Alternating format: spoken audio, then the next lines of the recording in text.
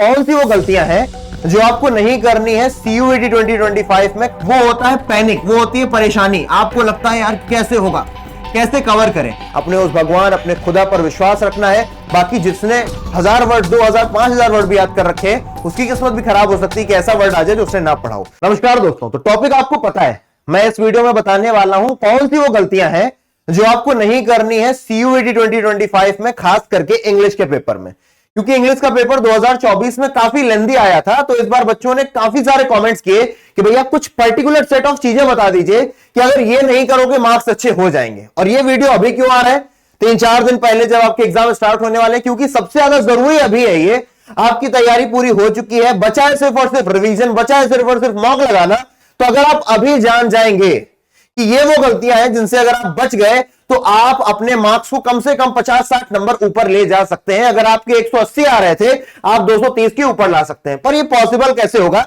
तो थोड़ा समय देना पड़ेगा बेटा, और लास्ट में बता के जरूर जाना कि ये वीडियो आपके काम आया या फिर आपको लग रहा है कि भैया किसी भी तरीके से आपके मतलब का वीडियो नहीं है। सबसे पहली चीज और सबसे खतरनाक चीज जो ना सिर्फ आपको बल्कि मुझे भी कभी कभी होती थी, मान लीजिए आपका पहला पेपर ही इंग्लिश का है या फिर आपको इंग्लिश में अच्छे से तैयारी नहीं है, तो सबसे पहली चीज जो आपके दिमाग में आती है बेटा, वो होता है पैनिक, वो होती है परेशानी। आपको लगता है यार कैसे होगा, कैसे कवर करें। और ये पैनिक उन्हीं लोगों को आता है जो मेंटली प्रिपेयर नहीं है, जो मेंटली मजबूत नहीं है। तो इसके लिए क्या करना है? अपने एग्जाम को स्टार्ट करने से पहले डीप ब्रीदिंग करनी है। अपने आप से बोलना है दैट आई नो एवरीथिंग, मुझे सब कुछ आता है, मैंने अच्छे से पढ़ाई करी है, मैंने अच्छे से रिवीजन किया है। उसके बाद आपको पेपर स्टार्ट करना है। और कब पैनिक आता है? पैनिक तब आता है आपने पहला क्वेश्चन देखा, आप हिल गए, यार ये तो आ ही नहीं रहा, यार वोकैबुलरी का क्वेश्चन इतना हार्ड है क्या? नहीं, टेंशन नहीं लेनी है। आपका उद्देश्य 250 में से 250 लाना है, लेकिन ऐसा नहीं करना है पैनिक लेकर कि आप 220 भी ना ला पाओ, 230 भी ना ला पाओ। जैसा कि आपने इस बार की नीट के पेपर में देखा कि फिजिक्स का पेपर, नीट का पेपर देकर के बच्चे आए, रोते बिलखते हुए बाहर आए। जाने कितने बच्चों ने तो जाने सोचा कि जीवन को समाप्त करते हैं, कुछ नहीं हो सकता। पर पता चला टीचर्स के माध्यम से कि पेपर ही हार्ड था। तो आपको अपना 100% देना है और पैनिक नहीं करना है। दूसरा बहुत ज्यादा इंपॉर्टेंट है टाइम मैनेजमेंट, और करना कैसे ये भी बताऊंगा।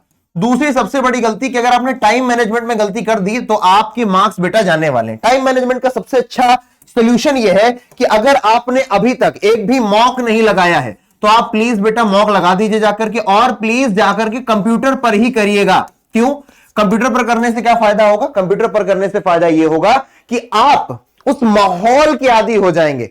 एक और चीज 2024 में दिक्कत ये पाएगी जब हाइब्रिड एग्जाम हुआ कि बच्चों के पास बहुत सारी फॉर्मेलिटीज के लिए, कभी फोटो चिपकाओ, साइन करो, प्रेजेंटी शीट पर साइन करो, तो इन सभी चीजों के लिए बेटा क्विक रहना है, बहुत ज्यादा जल्दबाजी में परेशान नहीं होना है ना। परेशानी का सामना कतई नहीं करना है। एक चीज आपके सामने मिलेगी कि पेपर हो सकता है लंबा है। तीसरी सबसे चीज क्या है भैया? पेपर अगर लंबा है तो आपको यह नहीं करना है अब तो होगा ही नहीं, नहीं, आपको जल्दबाजी अननेसेसरी नहीं करनी है। अननेसेसरी जल्दबाजी अगर आप करोगे, मान लीजिए आपको एक पैसेज पढ़ना है, उसके बाद आंसर देना है, आपने बहुत जल्दी में पढ़ने की कोशिश की, तो आपने जो 2-3 मिनट में उसे पढ़ा, कुछ समझ में नहीं आया, ऊपर से आप क्वेश्चन का आंसर भी नहीं दे पाए, और पैनिक बढ़ जाएगा, फिर तुम दोबारा उसे पढ़ने जाओगे। ठीक है, तो यह सबसे ज्यादा इंपॉर्टेंट है कि आप मॉक दें और जल्दबाजी करने से बचना है। और क्या इंपॉर्टेंट चीज हो सकती है भैया? यार वोकैब करने में बहुत दिक्कत आती है। वोकैब के लिए बेटा आपको रामबाण चीज बताता हूं, है आपको बेटा पूरी तरीके से तुक्का नहीं लगाना है। हम लोग नहीं फ्लूक मार के चले आते हैं, तुक्का नहीं लगाना है। लेकिन एक चीज होती है जिसको हम बोलते हैं बेटा एलिमिनेशन मेथड, है ना, एलिमिनेशन मेथड। आप इसका उपयोग करिए। मान लीजिए आपके सामने एक क्वेश्चन है, मान लीजिए आपके सामने एक क्वेश्चन है और उसके 4 ऑप्शन है, option number A, option number B, option number C, option number D. तो बेटा अगर आपको ये चारों नहीं आते हैं और आप बोल रहे हैं अक्कड़ बक्कड़ बम्बे बोल 80-90 पूरे 100 पे लगा ताला चोर निकल के भागा, ऑप्शन नंबर डी, गलती है। लेकिन अगर आपने कुछ पढ़ रखा था, आपकी प्रीवियस मेमोरी से आपने निकाला कि यार ऑप्शन नंबर बी और ऑप्शन नंबर सी तो आंसर हो ही नहीं सकते, अब बचा 2 ऑप्शन का चांस। जब 50-50 का चांस हो, जब आपके पास 2 ही ऑप्शन बचे हो, उस स्थिति में अगर आपको तुक्का लगाना है तो लगा सकते हो। वो भी तब जब आपको लग रहा है कि हमारा 200 प्लस तो हो चुका है, लेकिन यार 220, 230 के ऊपर जाने के लिए अभी मेहनत लगेगी, तो तब आप तुक्का लगा दो। इसको तुक्का नहीं बोलते बेटा, इसको बोलते हैं बहुत ही सही सोच समझ करके एलिमिनेट करना। 2 ऑप्शन पहले ही काट दिए, अब 50% चांस है कि आपके सही मार्क्स आ जाएंगे और 50% चांस है कि आपके मार्क्स नहीं आएंगे। पांचवी सबसे इंपॉर्टेंट चीज क्या है? पांचवी सबसे इंपॉर्टेंट चीज ये है बेटा कि अपने पेपर में, चाहे वो इंग्लिश का हो या किसी भी चीज का हो भैया, जो डॉक्यूमेंट्स लेकर के जाने हैं वो लेकर के जरूर जाना है ना।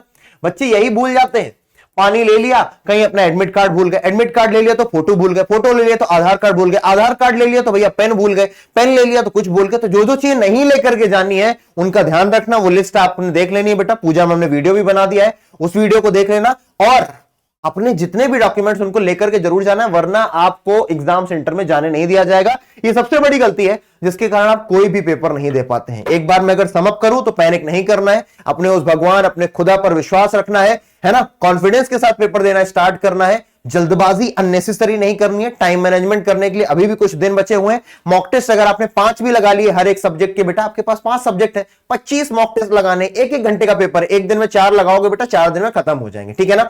अगर आपने इतना कर लिया बेटा तो आप निश्चिंत होकर के आगे जाइए। वोकैबुलरी की कोई था नहीं है, फ्रेजल की कोई था नहीं है। अगर आपकी किस्मत में होगा, आपने इतना पढ़ा होगा, उससे आना होगा तो आ जाएगा। बाकी जिसने 1000 वर्ड 2000 5000 वर्ड भी याद कर रखे हैं, उसकी किस्मत भी खराब हो सकती है कि ऐसा वर्ड आ जाए जो उसने ना पढ़ा हो। तो वोकैबुलरी के लिए परेशान ना हो, सब अलग अलग बेटा भाग लेकर के आए, लेकिन हाँ यूज जरूर करना एलिमिनेशन मेथड अगर आपको समझ में आए। अब सबसे इंपॉर्टेंट बात यह रही कि आप लोग प्लीज कमेंट करके जरूर बताना कि आपको ये वीडियो कैसा लगा, क्योंकि आपके कमेंट के भरोसे ही मुझे पता चलता है यार कि मैंने जो एफर्ट दिए वो आपको समझ में आए या नहीं आए। मिलता हूं बेटा अगले वीडियो में, तब तक के लिए ध्यान रखिए, टेक केयर, जय हिंद।